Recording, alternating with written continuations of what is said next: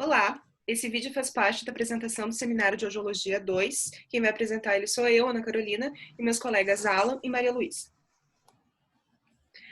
O artigo escolhido foi Avaliação Audiológica e Eletrofisiológica em Músicos Profissionais de Orquestra. Ele foi publicado em 2020 por um grupo de fonoaudiólogas da USP.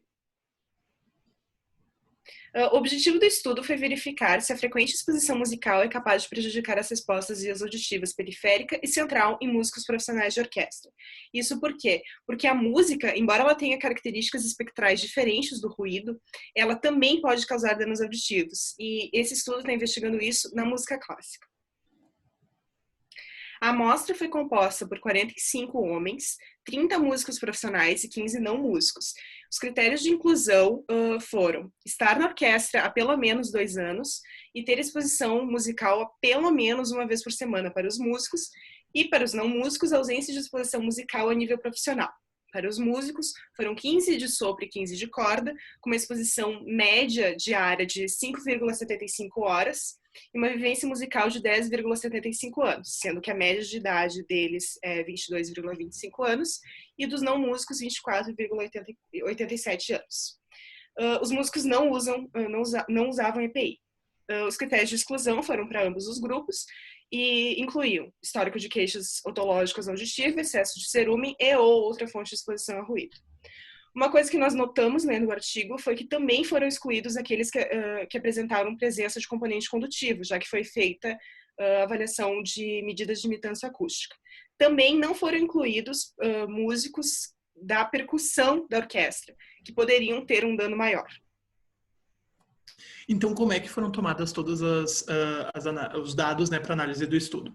Foi realizada uma série de instrumentos, né? Primeiramente foi analisado o ruído ambiente durante os ensaios, uma medida de NPS do ambiente, né?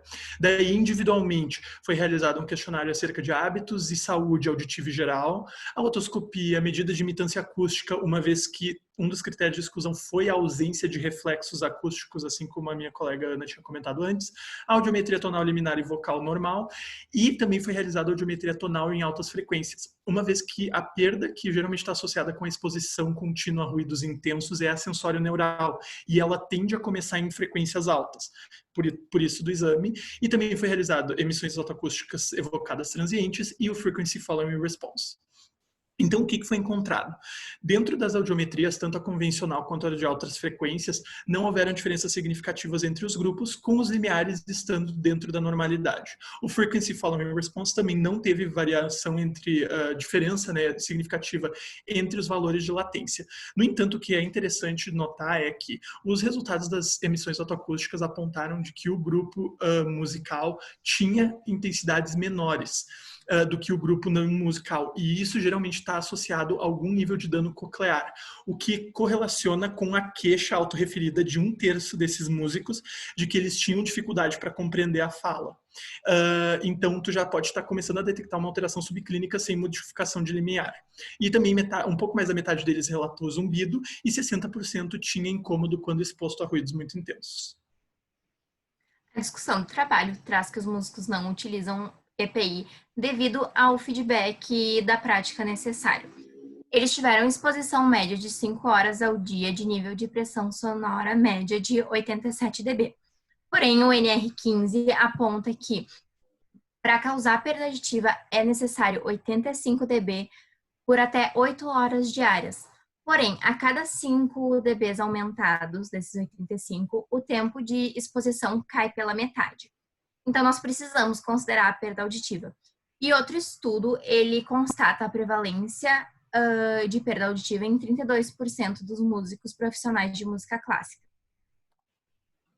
O estudo conclui que, apesar de nessa amostra não ter sido constatada a perda auditiva, a frequente exposição musical é um fator de risco da perda de função das células ciliadas da cóclea.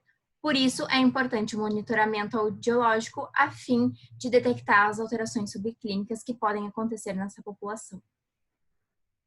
Nós agradecemos a atenção e estamos disponíveis para dúvidas.